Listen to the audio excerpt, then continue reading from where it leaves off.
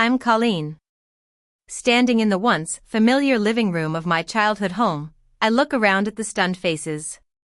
Gregory, his parents, and my own parents are all here, their expressions a mix of shock and fear. It's as if the ground beneath their feet has suddenly given way, and in a way, it has. I take a deep breath and let my gaze sweep across the room. The man I was supposed to marry, Gregory, his face has lost all color.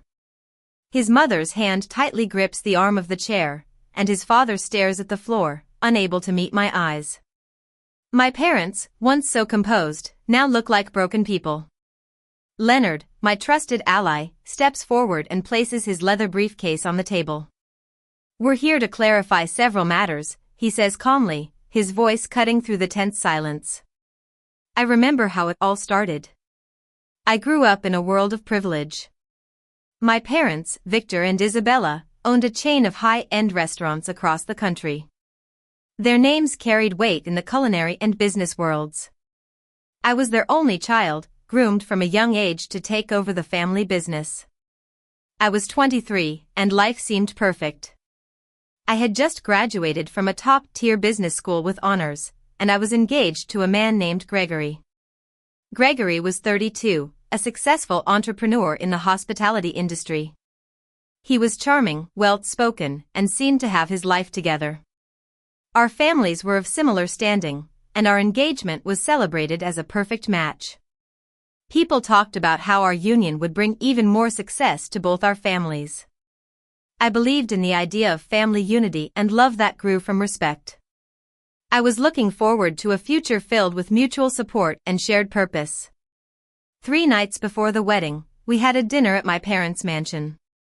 The house was elegant, with polished floors and fine art on the walls. The dining room was filled with soft conversation and laughter. Gregory's parents, Amelia and Henry, were seated across from me. Amelia reached for my hand several times, squeezing it warmly, and Henry nodded approvingly as I spoke. As the evening wore on, I started to feel a bit tired. I excused myself and went into a small sitting room adjacent to the dining area. I curled up on the couch, covered myself with a soft throw, and closed my eyes. The muffled sounds of the conversation in the dining room were like a lullaby. But then, everything changed. I heard my mother's voice say, "She's asleep." Instinctively, I kept my eyes closed. The tone of the conversation in the next room shifted. Amelia's voice became cold and business-like. "The final draft of the agreement will be ready tomorrow. Once the marriage is registered, Gregory takes his seat on the board. From there, the transfer can proceed without raising suspicion." My heart started to race. I strained to hear more. Henry cleared his throat and said, "And the liabilities?" Amelia replied without hesitation, "They're absorbed through the development fund." My father spoke next, his voice low. "The numbers are tight. This resolves the immediate exposure, but only if everything moves quickly." Amelia assured him, "It will. Colleen won't question it. She trusts the process. She trusts you."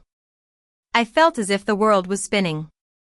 I realized that my marriage was not a union of love but a financial transaction. Gregory's family was in debt, and my parents were willing to sacrifice me to save their own business. I also overheard Gregory talking to Amelia. "I can't keep doing this. The way she looks at me, the way she talks about the future. It's getting harder." Amelia snapped, "You'll say the right things. Reassure her. After the paperwork is signed, after the shares are secured, you'll be free to return to your real life." I learned that there was another woman, a child, and that Gregory had a whole other life that he was going back to. The humiliation and grief were overwhelming. I wanted to jump up and confront them, but I knew that would only make me more vulnerable. So, I pretended to wake up, walked back into the dining room, and left as if nothing had happened.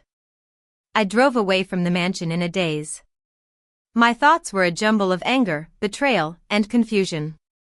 I drove without a destination, and before I knew it, I was in an accident. I crashed my car near a river. When I regained consciousness, a tow truck driver named Ethan found me. He was kind and calm, and he helped me through the initial shock. At the hospital, when they asked for my name, I lied. I said I was Caroline Smith. I knew that if I revealed my real identity, I would be pulled back into the web of lies. Ethan offered to take me to his place for the night. His house was near the edge of town, and there was an animal rescue center next door. In the morning, I met a little boy named Noah. He was quiet and solemn, and he had lost his mother. We worked side by side at the animal rescue center, and there was a sense of peace and acceptance there that I had never felt before. One day, I saw the news in Ethan's kitchen. The headline said, "Colleen missing days before wedding." There were pictures of my parents and Gregory looking worried, but I knew it was all an act. I realized that I needed to disappear completely. Ethan was hesitant but understood my need for safety. We drove to the place where I had crashed my car. Ethan cleaned the car to remove any traces that didn't belong, while I touched everything, leaving my fingerprints everywhere. We pushed the car over the edge, and it crashed into the river below. I then called a private investigator named Leonard. I told him everything that had happened. He was shocked but promised to help me. He found the other woman, Lily. She was a kind-hearted woman who had been in a relationship with Gregory for years and had a child with him. Lily showed me recordings and documents that proved Gregory's deception. She gave them to me because she wanted her child to be safe and for the truth to come out. Now, here I am, back in my parents' house, with Leonard, Lily, and her child. Leonard lays out the evidence on the table, financial records, transfer schedules, and the recordings. The room grows quieter with each piece of evidence presented. Gregory tries to interrupt, but Lily speaks first. "You told me it was temporary. You told me you'd come back once the papers were signed." She plays the recording, and Gregory's voice fills the room, cold and calculating. I turn to my parents. I heard the dinner conversation. All of it. "How could you do this to me?" My father swallows hard and says, "We were trying to fix things, protect what we built." I ask, "By selling me?" My mother sobs, "We were trapped." Amelia then reveals a secret. "You were never theirs. After a fire, your biological parents died. Your parents saved you and raised you as their own. When our finances collapsed, I blackmailed them into this marriage. I absorbed the truth without raising my voice. You threatened them with prison, and me with marriage." Leonard outlines the consequences. Criminal charges, fraud, and coercion. Protection orders for Lily and her child. Gregory's father finally admits defeat. "This is over." I agree. "Yes, it is." I turn to my parents. "You should have trusted me." My mother nods, tears streaming down her face.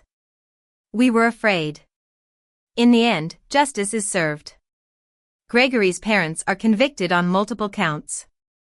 Their assets are frozen, and their businesses are dismantled. Gregory avoids prison but suffers permanent damage to his reputation. Lily and her child are protected, and financial support is mandated. I take over the family restaurant business, but I make changes. I order independent audits, replace the management, and end relationships built on silence and fear. At home, I choose to forgive my parents. I know they made mistakes out of fear. I marry Ethan. Our wedding is simple, without any fanfare. We have a partnership based on equality and understanding. Noah becomes a part of our family, and he starts to speak again, slowly but surely.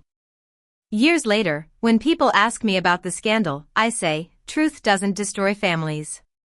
Silence does. I've learned that betrayal doesn't mean weakness, and walking away can be the strongest form of resistance. I've built a new life, one that is real and based on truth.